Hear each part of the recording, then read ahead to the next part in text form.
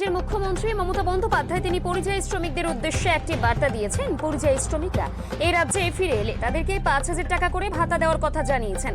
ইতিমধ্যে দেখা গেছে এই রাজ্যের যারা পরিযায়ী শ্রমিক অন্য রাজ্যে বর্তমানে কর্মরত অবস্থায় রয়েছে, নানাভাবে সমাজ মাধ্যমে এই বক্তব্যকে ট্রোল করছে।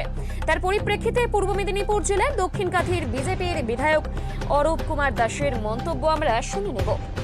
মুখ্যমন্ত্রীর কাছে তো কোনো নির্দিষ্ট তথ্য নেই যে এই রাজ্যের কতজন বাইরের রাজ্যে কাজ করেন এবং তারা কি কি কাজ করেন।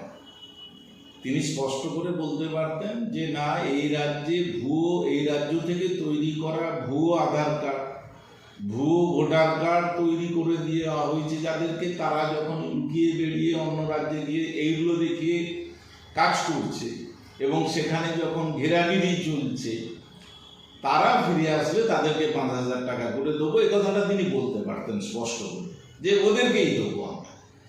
তো তা না করে পরিযায়ী শ্রমিক যারা ফিরে আসবে তারা কেন আসবে? 5,000 টাকা, আপনার 5,000 টাকা ভাতা নেওয়ার জন্য তারা কেন আসবে? কেন এখানটা?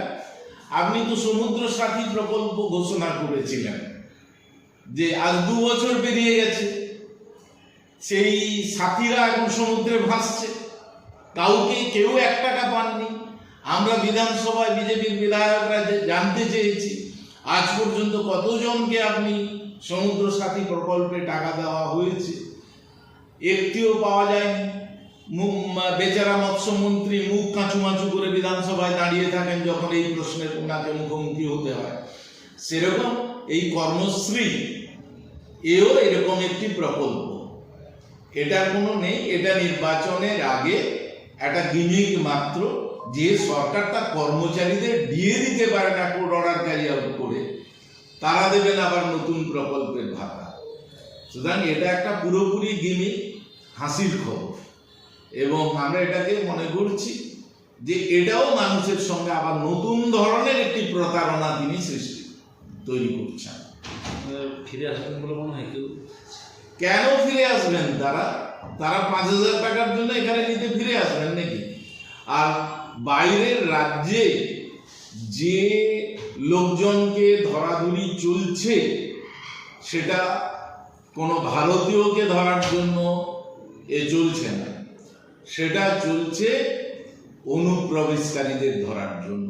সুতরাং কোনো অনুপ্রবেশকারী যারা অন্য রাজ্যে ধরা পড়বে, তাদেরকে 5,000 টাকা নেওয়ার সুযোগ এখানে থাকবে না। দিদিমণি যদি তাদেরকে বাংলাদেশ গিয়ে দিতে চান, দিয়ে আসতে পারে, অসুবিধার কি আছে? অনুপ্রবেশকারীদের তো আর এখানে ঢোকার কোনো সুযোগ নেই বাংলায়, তাদেরকে সরাসরি সীমান্তের ওপারে পাঠানো হবে। আর দিদিমণি তাদের প্রতি দরদ দেখিয়ে যদি 5,000 করে ওখানে গিয়ে দিয়ে আসতে চান, তা দিয়ে আসবেন, অসুবিধার কি আছে?